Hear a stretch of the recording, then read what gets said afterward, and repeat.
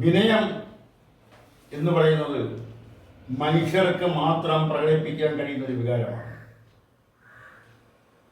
അത് സംസാരത്തിലായാലും പ്രവൃത്തിയിലായാലും വിനയപൂർവം പെരുമാറുക, വിനയപൂർവം സംസാരിക്കുക എന്നുള്ളത് മനുഷ്യർക്ക് മാത്രം ചെയ്യാൻ ജീവജാലങ്ങളിൽ മനുഷ്യർക്ക് മാത്രം ചെയ്യാൻ കഴിയുന്ന ഒരു കാര്യമാണ്.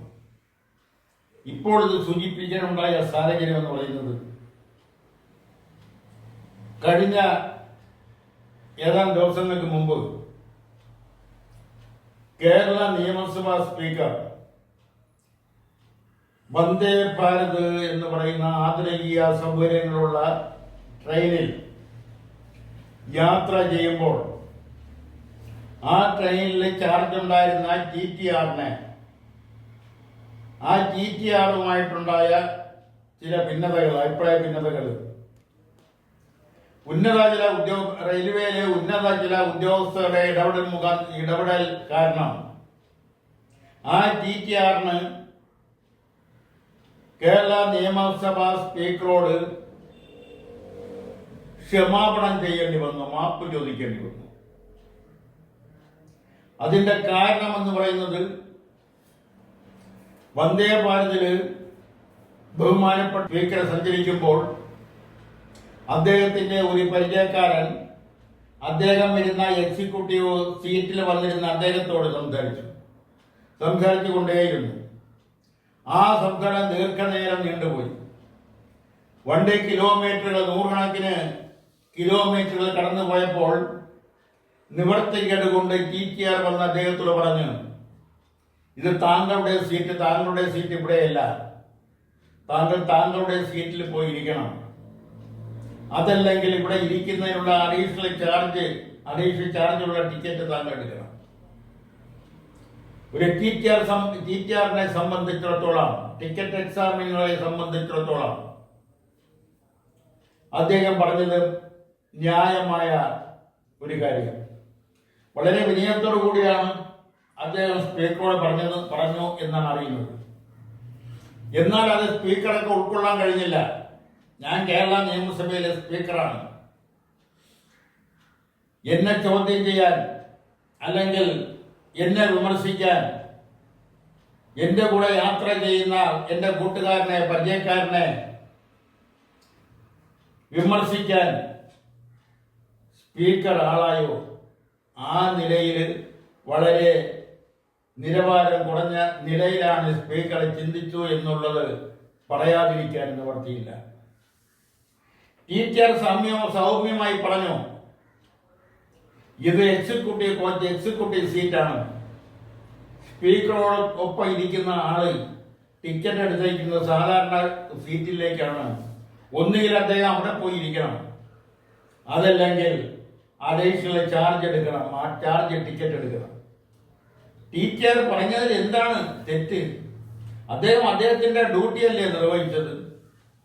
മാത്രമല്ല, ഏറ്റവും നല്ല ടി.ടി.ആറിനുള്ള പുരസ്കാരം ലഭിച്ച ആളും കൂടിയാണ് ടി.ടി.ആർ പത്മകുമാർ എന്ന് പേരുള്ള ടി.ടി.ആർ. സ്പീക്കറെ ഇഷ്ടത്തിന് വിരുദ്ധമായി അദ്ദേഹം പെരുമാറി എന്നാണ് അദ്ദേഹത്തിനെതിരെയുള്ള ആരോപണം. ഇതൊരു ജനാധിപത്യ രാഷ്ട്രമാണ്. നിയമത്തിന്റെ മുന്നിൽ സ്പീക്കർ ടി.ടി.ആറും ആ റെയിൽവേയിൽ വർക്ക് ചെയ്യുന്ന എല്ലാവരും, എന്തിന് റെയിൽവേ പോർട്ടിലോ ജോലി ചെയ്യുന്ന പോർട്ടർമാർ പോലും തുല്യരാണ്. നിയമം അങ്ങനെ ഇരിക്കെ ഈ സ്പീക്കറിന്റെ പരിചയക്കാരന് എന്താണ് അധികം പരിരക്ഷ നൽകേണ്ടത്? അദ്ദേഹം ടി.ടി.ആർ ആവശ്യപ്പെട്ടപ്പോൾ അദ്ദേഹം മാന്യമായി ഒന്നുകിൽ അദ്ദേഹത്തിന്റെ സീറ്റിൽ പോയിരിക്കണമായിരുന്നു, അതല്ലായിരുന്നെങ്കിൽ അദ്ദേഹം അഡീഷണൽ ചാർജ് ടിക്കറ്റ് എടുക്കാൻ അദ്ദേഹം തയ്യാറാവണമായിരുന്നു. ഇതൊന്നുമല്ലാതെ അദ്ദേഹം പെരുമാറിയത്, അദ്ദേഹവും സ്പീക്കറും പെരുമാറിയത് അഹങ്കാരത്തിന്റെ ഭാഗമാണെന്ന് പറയാതിരിക്കാൻ നിവർത്തിയില്ല. കഴിഞ്ഞ ലോക്സഭാ തെരഞ്ഞെടുപ്പിലെ അനുഭവമുണ്ട്. ബ്രാഞ്ച് സെക്രട്ടറി മുതൽ, ഗ്രൂപ്പ് കൺവീനർ മുതൽ ബ്രാഞ്ച് സെക്രട്ടറി മുതൽ മുകളിലോട്ട് സംസ്ഥാന സെക്രട്ടേറിയറ്റ് അംഗം വരെ പല സാഹചര്യങ്ങളിൽ അഹങ്കാരത്തിന്റെ ദാർഢ്യത്തിന്റെ ഭാഗമായി പെരുമാറി. ലോകസഭാ തെരഞ്ഞെടുപ്പിൽ ഒരു സീറ്റിലേക്ക് 20 സീറ്റുകളിൽ ഒരു സീറ്റിലേക്ക് ഒതുങ്ങാനുണ്ടായ കാരണങ്ങളിൽ ഒന്ന് ഈ അഹങ്കാരം തന്നെയാണ്. ഇത്രയും അനുഭവം ഉണ്ടായിട്ടും വളരെ ദയനീയമായി ലോകസഭാ തെരഞ്ഞെടുപ്പിൽ പരാജയപ്പെട്ടിട്ടും അഹങ്കാരത്തിന് കുറവൊന്നുമില്ല. അതാണ് ജനം ചിന്തിക്കുന്നത്. സ്പീക്കറെ നിയമസഭയിൽ എത്തിച്ചതിന് ശേഷമാണ് സ്പീക്കറാവാൻ കഴിയൂ. അദ്ദേഹത്തെ നിയമസഭ അംഗമായി തിരഞ്ഞെടുത്തത് സാധാരണ ജനങ്ങളടക്കമുള്ള വോട്ടർമാരാണ്. ആ വോട്ടർമാരുടെ വോട്ട് കൊണ്ടാണ് അദ്ദേഹം നിയമസഭ അംഗമായത്. ആ നിയമസഭ അംഗമായതുകൊണ്ടാണ് അദ്ദേഹം സ്പീക്കറായത്. ആ സ്പീക്കർ ആയതെല്ലാം പാർട്ടിക്കകത്തുള്ള ഉൾപാർട്ടി ജനാധിപത്യത്തിലൂടെ ആണ് എന്ന അഭിപ്രായവും എനിക്കില്ല. അതിനകത്ത് പല വിധത്തിലുള്ള സ്വാധീനങ്ങളും മറ്റുമൊക്കെ അതിനകത്ത് പ്രതിഫലിച്ചിട്ടുണ്ടാവാം. അങ്ങനെയാണ് അദ്ദേഹം സ്പീക്കറായത്. ജനങ്ങളുടെ സ്പീക്കറാണ്, നിയമസഭാ സ്പീക്കറാണ്. അദ്ദേഹത്തിന് വന്ദേ ഭാരതിലേക്കുള്ള യാത്രാ ചെലവ് വഹിക്കുന്നത് ജനങ്ങളാണ്. ജനങ്ങൾ കൊടുക്കുന്ന നികുതിയിൽ നിന്നാണ്. വന്ദേ ഭാരത് വരുന്നതിന് മുമ്പ് ജനശതാബ്ദിയിലായിരിക്കാം അദ്ദേഹം പോയിട്ടുള്ളത്. ജനശതാബ്ദി വരുന്നതിന് മുമ്പ് ഇവിടുത്തെ കേരളത്തിലെ നിയമസഭാ സ്പീക്കർമാരും മന്ത്രിമാരും MLA-മാരും MP-മാരെല്ലാം സാധാരണ ട്രെയിനിൽ റിസർവേഷൻ കോച്ചുകളിൽ അതിലപ്പോൾ AC ആയിരിക്കും യാത്ര ചെയ്തിട്ടുള്ളത്. അപ്പോൾ വന്ദേ ഭാരത് കേരളത്തിൽ സർവീസ് ആരംഭിച്ചതിന് ശേഷം ജനപ്രതിനിധികൾ, നിയമസഭാ അംഗങ്ങൾ, MLA-മാര്, ലോകസഭാ അംഗങ്ങള്, അതുപോലുള്ള മറ്റ് പദവികൾ വഹിക്കുന്നവർ, എക്സിക്യൂട്ടീവ് റാങ്കിലുള്ള ഉദ്യോഗസ്ഥർ എല്ലാം ഇപ്പോൾ എല്ലാ കാര്യത്തിനും ആവശ്യത്തിനും അനാവശ്യത്തിനുമായാലും യാത്ര ചെയ്യുന്നത് വന്ദേ ഭാരതിലാണ്. വന്ദേ ഭാരതിലെ ടിക്കറ്റ് നിരക്കുന്നത് വളരെ ഭരിച്ചതാണ്. നിരവധി കഷ്ടനഷ്ടങ്ങൾ സഹിച്ചുകൊണ്ട് ജീവിക്കുന്ന സാധാരണക്കാരുടെ മേൽ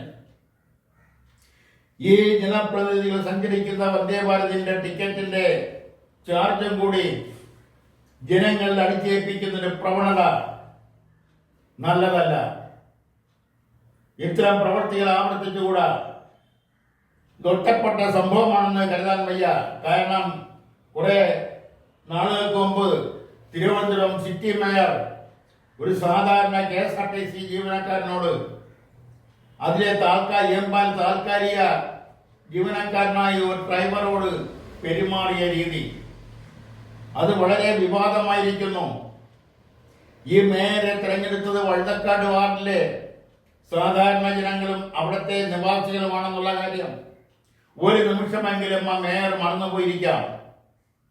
അതിന്റെ മറ്റൊരു പകർപ്പാണ് സ്പീക്കറിൽ നിന്നുണ്ടായത്.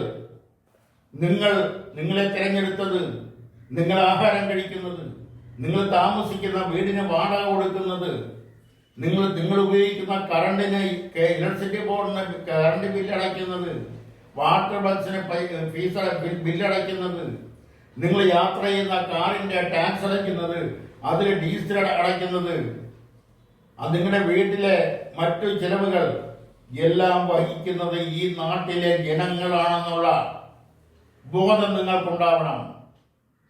അതിൽ നിന്നും നിങ്ങൾ വ്യതിചലിച്ചാൽ, അത് മതിമറന്ന് നിങ്ങൾ പെരുമാറിയാൽ, മഹാനായ ലെനിൻ പറഞ്ഞിട്ടുള്ള ഒരു വാക്കുണ്ടല്ലോ, ആ ചവറ്റുകുട്ട ചിലപ്പോൾ അവിടെയായിരിക്കും നിങ്ങളുടെ സ്ഥാനം എന്ന് ഓർക്കുന്നത് നന്നായിരിക്കുമെന്ന് ഓർമ്മപ്പെടുത്തിക്കൊണ്ട് ഇന്നത്തെ പ്രതികരണം ഇവിടെ പൂർത്തിയാക്കുന്നു.